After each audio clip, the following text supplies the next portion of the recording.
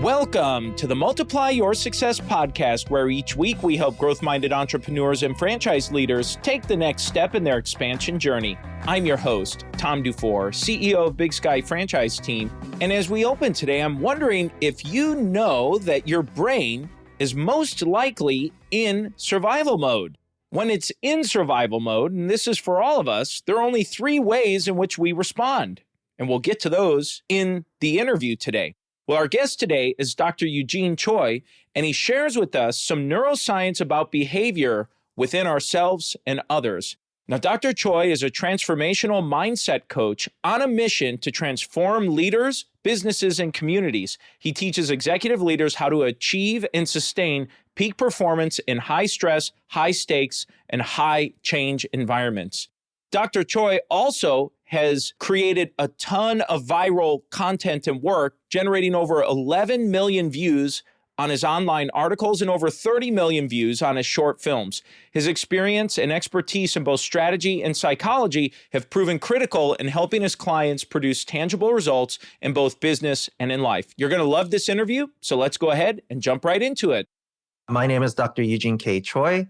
I am founder of Neurohacking School. It's a company that helps people achieve a higher level of peak performance despite however much adversity or high pressure, high stakes situations you might be in. And that's what I've been doing. I'm a former clinical pharmacist turned viral filmmaker now turned entrepreneur. Fantastic. When I saw your information come across my desk in terms of what you're doing, I said, we've got to have Dr. Eugene on the show. I just think what you're doing is fantastic for this higher level mental performance. And so I'd love for you just to really give us a starting point to build from, to talk about why you're doing what you're doing and how you're seeing it helping people.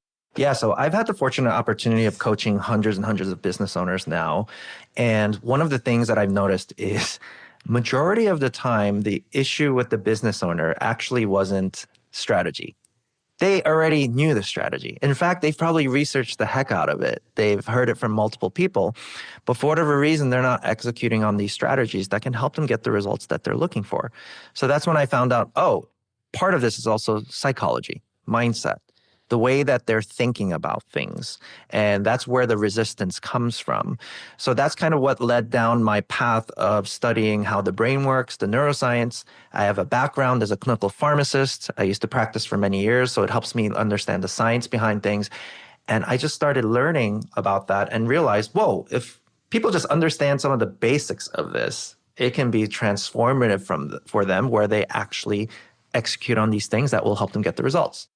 So as you started to go down this journey of investigating and researching, and now you've worked with hundreds of clients or coached with folks over the years, what is it that you're seeing, or what did you maybe find? Yeah, they just work a lot better. That phrase, work smarter, not harder, that tends to happen a lot as well. The results are really amazing to see. I mean, there's practical results where I've had a client who was only making $40K a year in their business, from that to breaking the 7-figure in revenue in a span of 3 years. Some other people who are like, I can never charge a high ticket price for their offer. And they come back that weekend going, I just closed 4 sales for a $15,000 package per person. So there's that aspect to it, but then there's also the feeling aspect to it. There's a lot of times we're emotionally feeling very stressed, strung out, burnt out. They just feel a lot better as well, both mentally and physically.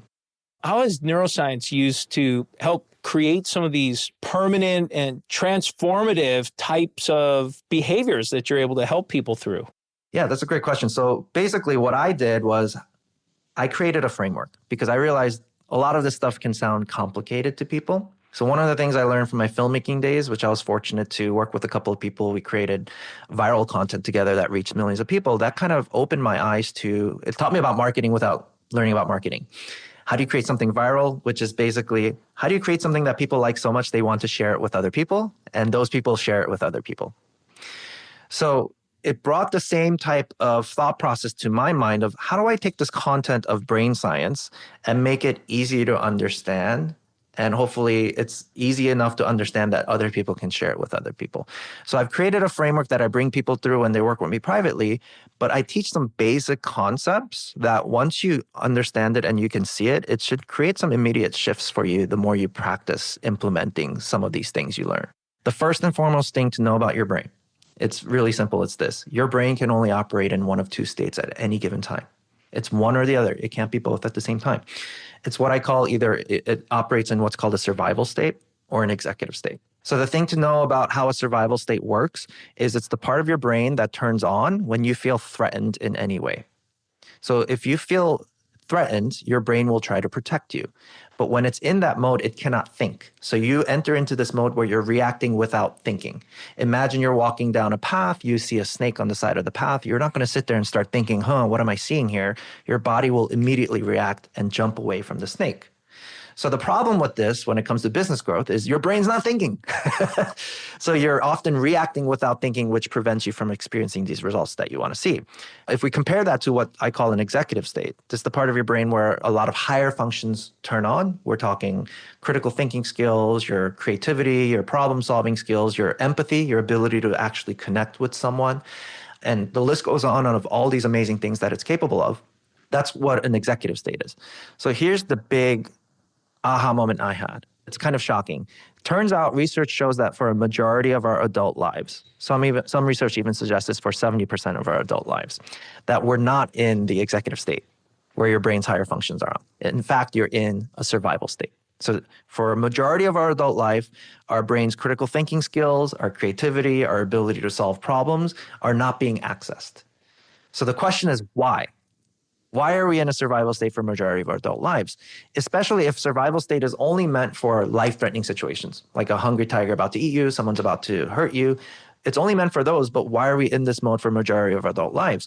It's because of emotional survival. So it turns out emotional pain can be just as painful as physical pain based on the way the brain processes information. So what does this mean? We have to think about how often every day do we feel feelings that are uncomfortable? Stress, anxiety, frustration, depression, anger. All of these types of feelings that don't feel that comfortable actually kind of tricks your brain into thinking your life's in danger. So boom, your ability to solve problems, your ability to think, it's shutting off. So if we can understand this, that number one is, can we see that? That, you know what? Yeah, you're right. A majority of my life, of my day is, I don't feel that great. I feel stressed. I feel anxious. I feel frustrated. And because of that, you're not accessing these parts of your brain that you need. That's the first thing. If people can understand that, then we can move on to the next thing that help you kind of understand, what can I do about this? That makes a lot of sense. How can you use that information? I know about it, but what can I really do about it? Is there anything I can do about that? If I'm at 70%, can I reduce that to 50%? That's a great question. So yes, you can do something about it. And the first step is all about awareness. So awareness is what gives us the power to change something we want to change. So what do I mean by this? Imagine you have a piece of broccoli stuck between your teeth. Do you have the power to remove that piece of broccoli unless it comes into your awareness? Someone either has to point it out to you, or you might see it in the mirror and you become aware of it. Now I'm aware of it, I can change it. So here's this interesting part. Many of us are not aware of what our own survival state actually looks like. So this is step one, is we need to become good at becoming aware of what does this actually look like. So that's what I teach. This is the first thing that I teach to clients, or when I'm up on a stage teaching, this is the first thing I teach, is we need to know what survival state looks like in our daily lives. So your brain, when it's in survival state, remember, it's reacting without thinking. You're doing it without thinking about it. You just do it. It can only do one of three things. Your brain only has three options when it feels threatened in some way and you enter into survival state: fight, flight, or freeze. So for people who are familiar with what that phrase means, it means those are the three options that your brain tries to execute on to try to survive from an actual life-threatening situation. So in a physically life-threatening situation, it's really easy to understand and know what this looks like. You might pick up a weapon to fight, because if you're in danger, you're going to pick up a weapon to try to fight, to stay alive. You're going to run for your life and run away in flight, or you play dead and freeze. So possums are great at doing this because their predators actually like to eat their food alive. So possums play dead, they don't get killed. Humans have done this too. If you ever see those war movies where there's like a pile of dead bodies and you see the enemy coming, you kind of play dead so that you don't get killed by the enemy. So now that's easy to spot. What becomes harder to spot is, what does emotional survival look like? What are we doing when we're stressed, when we're anxious, when we're worried, when we're frustrated, when we're doubting? That's the thing to spot. So what does an emotional fight response look like? It could be, imagine someone says something, it hurts your feelings, and now you're arguing with them. You're fighting back. So your brain in that moment is actually viewing that person as a threat, and you're ready to attack them. Usually it happens verbally, hopefully not physically. Unfortunately, it can happen physically, right? But you're verbally attacking this person in the fight mode. The worst part is if you're doing it to someone you love. Because your brain got triggered, you're not thinking anymore. Your brain is actually attacking that person because you're feeling emotionally threatened.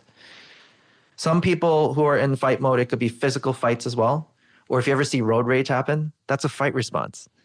Because I feel a certain way when you cut me off, and now I'm trying to cut you back off. And you see what I'm saying?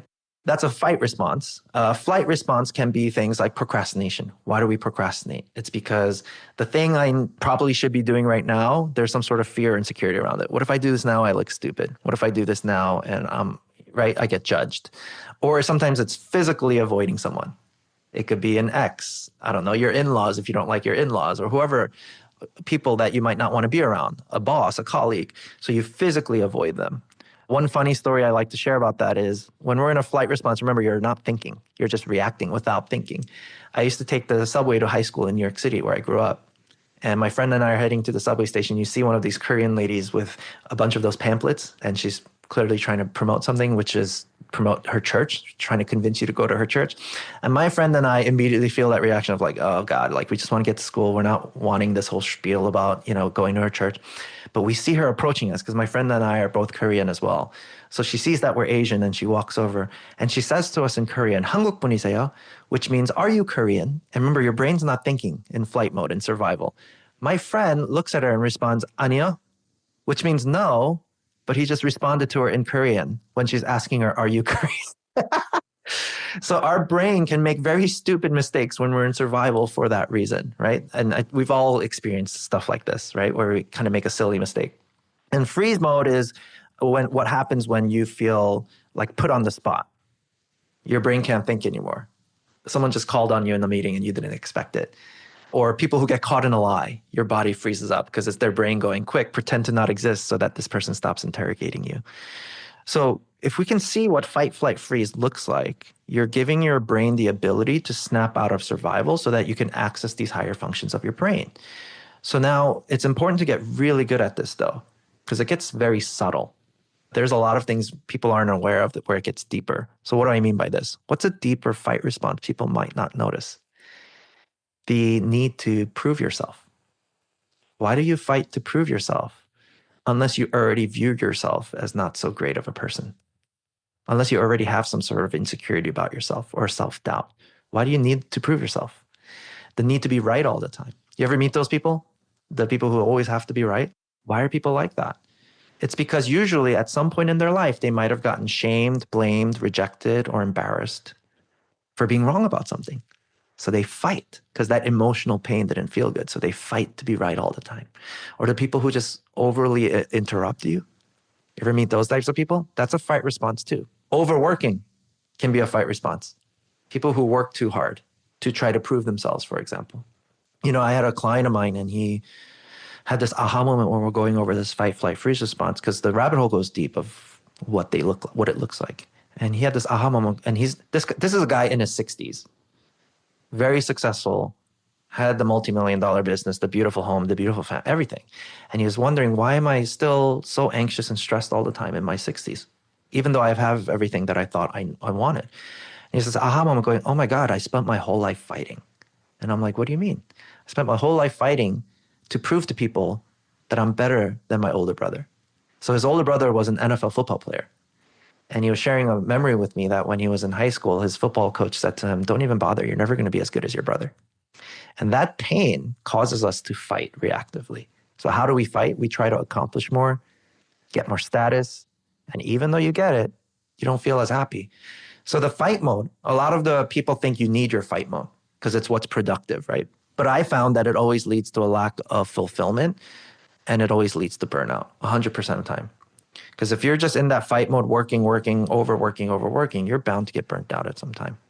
And one of the signs that you're doing this is you might accomplish something, doesn't feel that great, and you just move on to the next thing. That's usually a sign that we're in a chronic fight response, if that makes sense. And another client of me argued with me, and I think this is what a lot of successful business owners struggle with actually, is they're great at fighting, they're great at doing stuff, they're great at executing, producing results, but something's behind the scenes where it's starting to fall apart. You're feeling burnt out, you're feeling anxious, you're feeling stressed, and it's not going away. So another client of me was arguing with me. He's like, no, you need this fight response. And you bring up a really good point because you're sharing a story about how he hit rock bottom. His second wife was leaving him because she was cheating on him. His first wife cheated on him too, which is why she left him. Still, the judge ordered that he pay over $2,000 a month in child support. He had a couple of kids, went broke. His son was asking him, Dad, can I have some ice cream? He had no money. So he's scrounging for coins throughout his house, go to one of those Coinstar monies and, those coin machines that you put the money. And that machine takes money from you too, right? Because they charge a fee. And he ended up with only enough money to buy his son ice cream. He couldn't even have enough money for his own ice cream. And he realized, he was telling me that was the moment I needed to fight.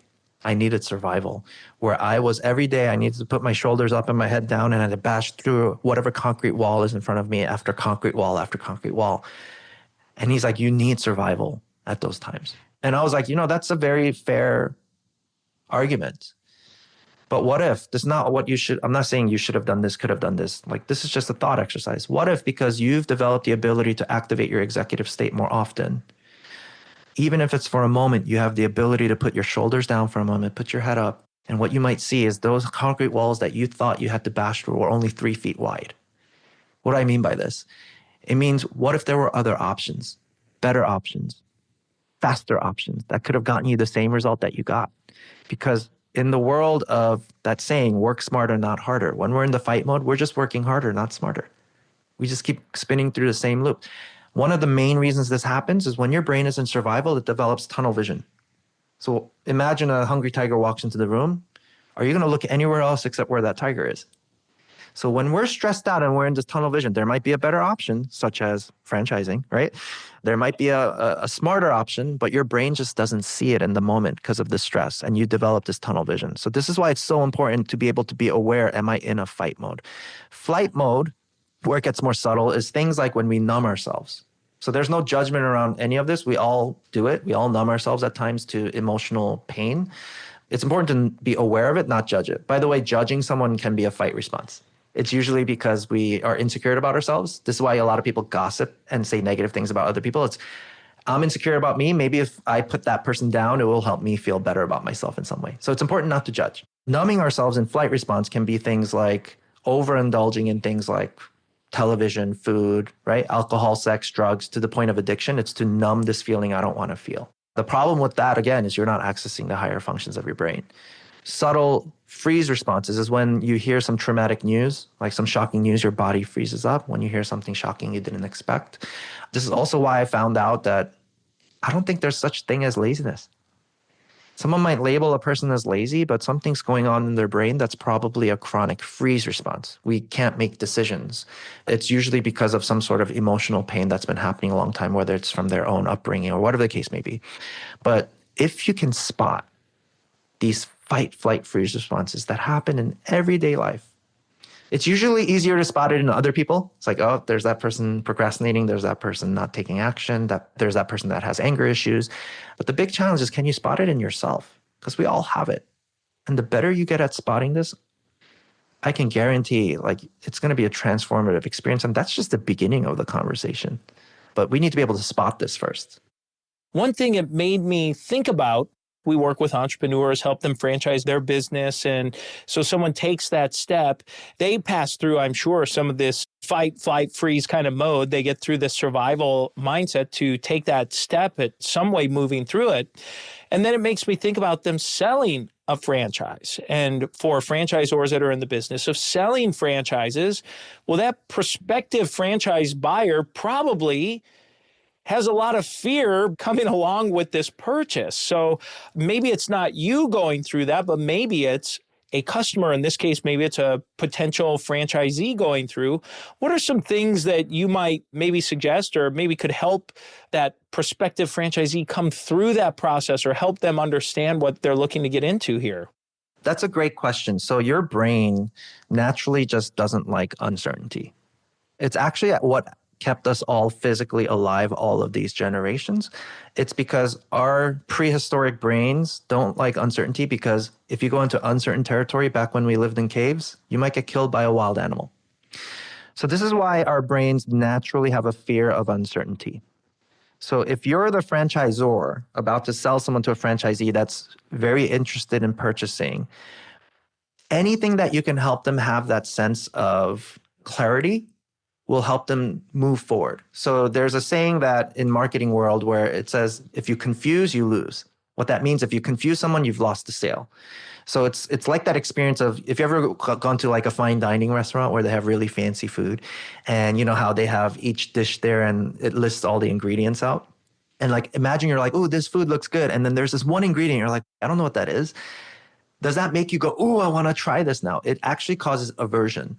So anything you can do to help a person have full clarity, like, hey, look, this is exactly the step-by-step process. It's a 4-month process. Here's a document for you that you can look at it week by week of what to expect.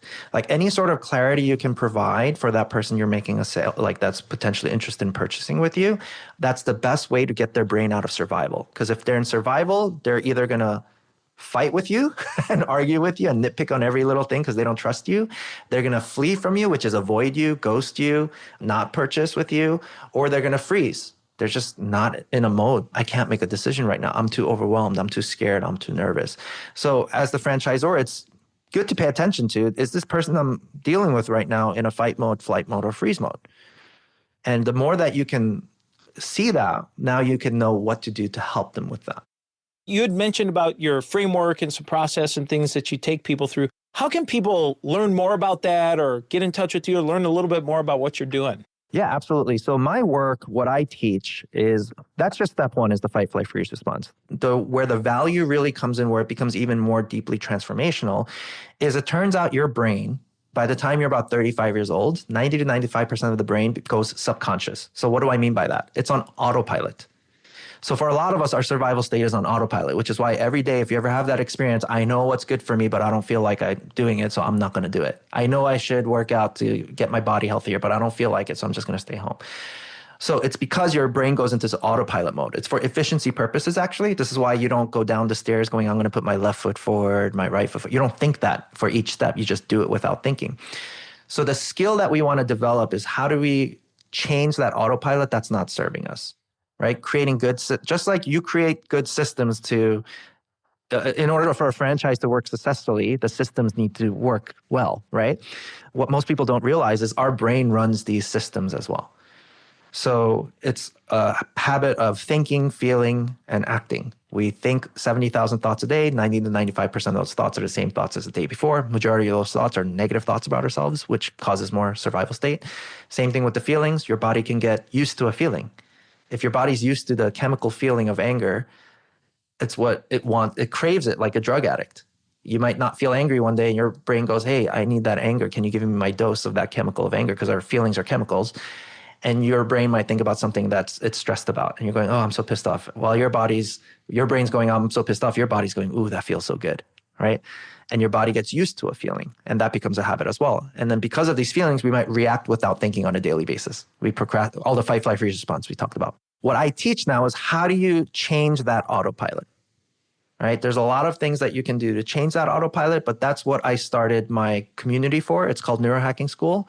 So this is an online community where it has my course, and we meet once a month online to talk about it, answer any questions. And I also have the Neurohacking podcast. So that's a free podcast that people can listen to learn more about how do you change this autopilot, because a lot of our autopilot works against us, doesn't it?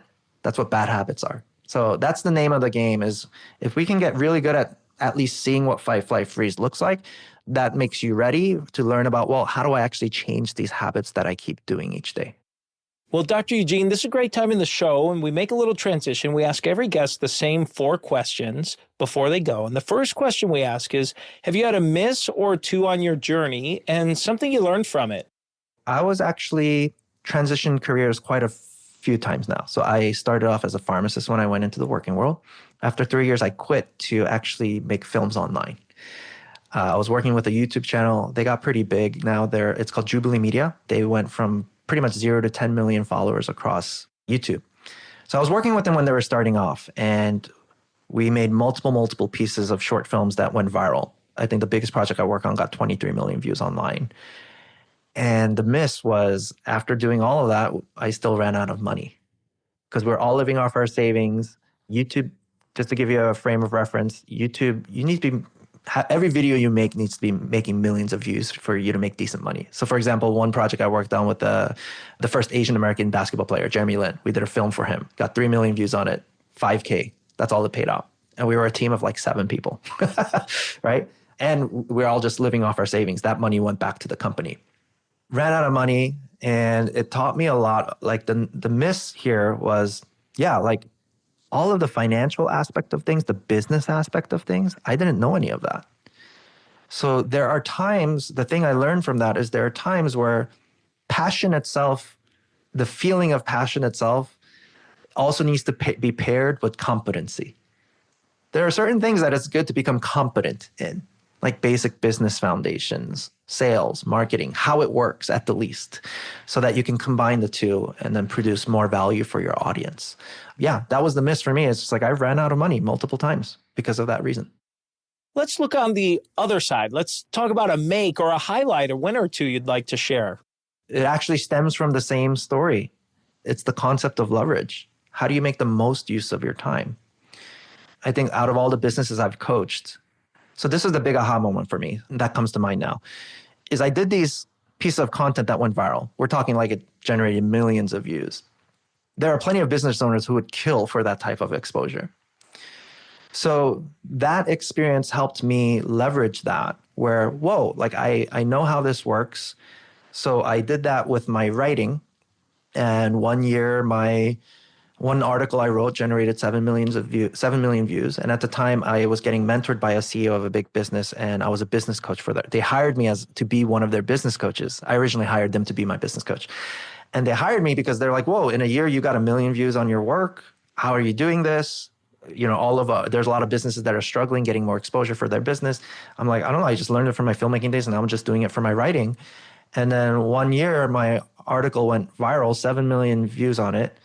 I made in a weekend what the company was contracting me with, paid me for the whole year. So it got me thinking a lot about like, how do you create these moments? How do you look at the right information, create the right skills so that you can leverage your time the best? So ever since then, that's why I'm a huge component of like, if you're starting a business, work from the top down. What's the most expensive thing the highest price item you think you can offer that provides value for the problem you solve? If you can get a few of those, it's a lot easier than trying to find 10x, 100x of those people paying for a fraction of the cost, like a $10 product. You know what I mean? So that was a huge win for me because I was fortunate enough, because I learned those skills during those days when I got mentored, how to do sales, marketing, all that. Yeah, my first packages out the gate when I started my business were a higher ticket item. And it got me thinking a lot about that, right? So that was a huge win, which led to a lot of the bigger wins, right? Like getting into corporate now, and you know, they pay 5 figures for like a 60-minute talk, a 90-minute talk. And that's average. That's actually pretty average for a corporate company that brings in a keynote speaker, for example. So that was a huge win. It was just like learning like, wow, you can leverage your time a lot better. But then from a heart perspective, it's just like, whoa, it's nice to know that you're capable of these things you didn't think you were capable of before. Because prior to that, you might not have believed that it was possible for you, if that makes sense, right? So that was a big win for me, yeah. Let's talk about a multiplier that you've used to multiply yourself personally, professionally, or any of the organizations you've run. Yeah, so that's the main multiplier, is through my content. So I tell people all the time, it's like, if you find yourself saying the same thing over and over again, or teaching the same thing over and over again, why are you spending your time doing that when you can record it once and multiply it? In the marketing world, there's a phrase called the rule of seven. It takes someone up to 7 times being exposed to your brand, your name, who you are, before they even remember you or even decide to trust you or not. It's evolved so much. It's not the rule of 7 anymore. It's the rule of 7 hours. It's even harder to win someone's trust these days. It takes about 7 hours of them interacting with you to decide, do I like this person? Do I trust this person? So then if you want a multiplier, it's great to record content as an example. Because who has the time to spend 7 hours with every new person you meet, especially if you network a lot? So if you can multiply yourself by creating recorded content or systems, creating good systems in your business that can be replicable, that's a great multiplier. The way I did it was through content marketing, right? One piece of content, 7 million views. Another piece of content, 23 million views. But I'm not doing it 23 million times. I did it one time and 23 million people saw it. And Dr. Eugene, the final question we ask every guest is, what does success mean to you? Success means to me, especially of now, I have 3 little children, right? They're little toddlers. Success means to me being able to have that autonomy and freedom of choice and being deeply connected with my family and the people I serve and being able to cultivate a safe space. That's always been my mission. From a neuroscience perspective, that's because that's when your brain performs at its best, when it feels safe. It's not feeling threatened, not feeling worried, not feeling anxious. And yeah, that's success to me, is being able to have that autonomy over my time and also cultivating safe spaces wherever I go, whether that be with a client, my family, my friends. As we bring this to a close, is there anything you were hoping to share or get across that you haven't had a chance to yet? If I look behind the scenes of like, what is it really getting in people's way from this bigger success, this bigger opportunity for them? And it actually stems down to this one question. There was this leader that asked this really powerful question. This leader was being asked about relationships, about how do I find the perfect partner? As if there's such a thing as a perfect partner out there that you can hold responsible for your happiness, which doesn't exist. It's a survival state, security policy, like a insurance policy people create. Maybe if I find someone I can hold responsible, then at least I have someone to blame when I'm not happy. So it doesn't exist. So this leader asked this powerful question: would you go out with yourself?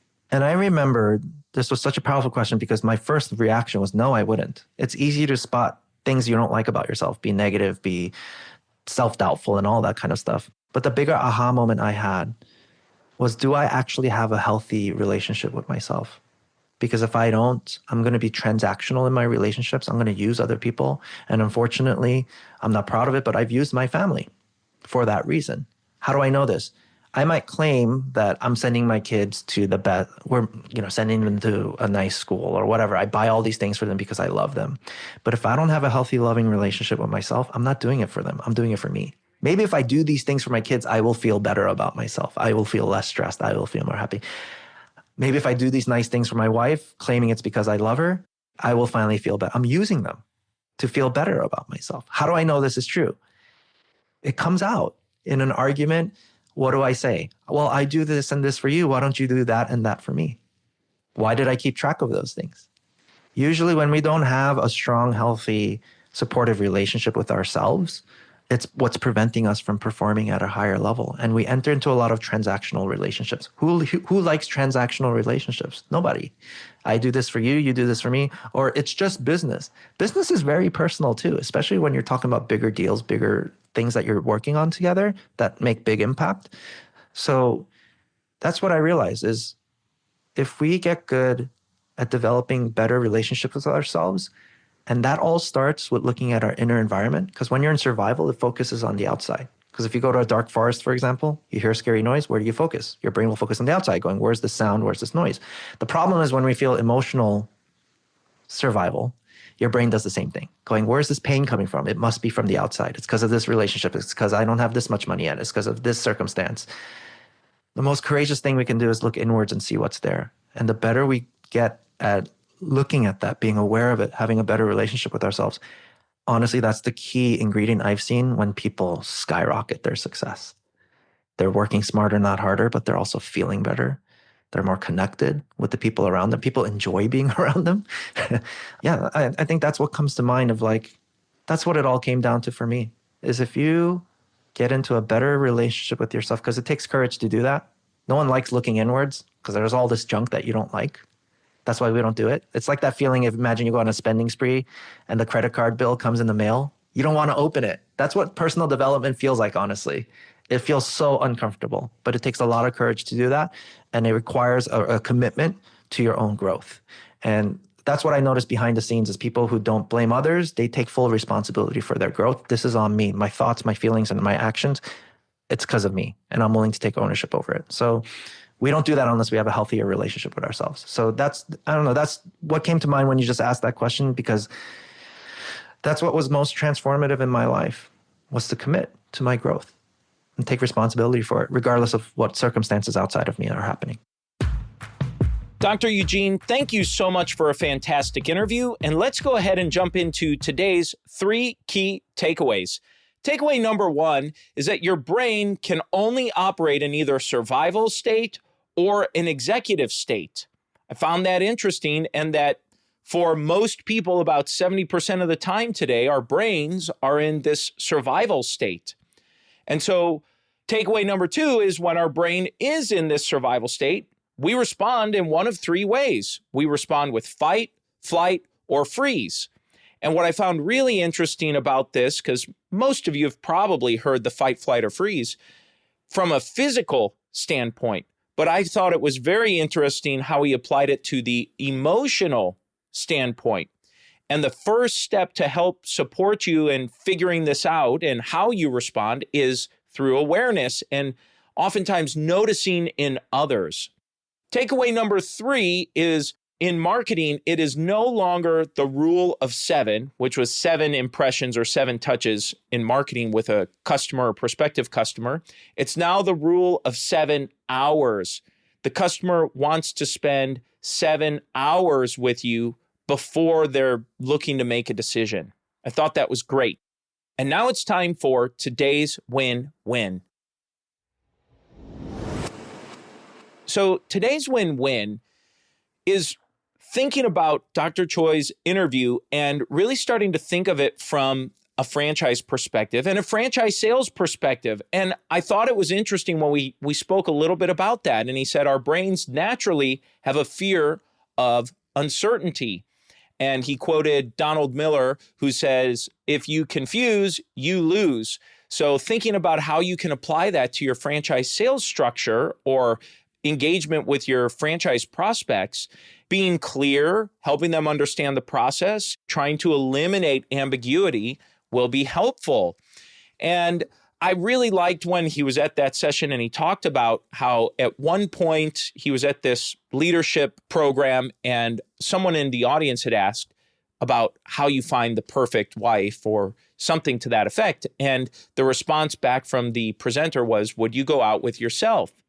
And it really made me think about applying that, in this case, to the franchise sales perspective. Now, my experience in working with franchisors is that most founders would not necessarily buy their own franchise because they're entrepreneurs and they're creative and going out that way.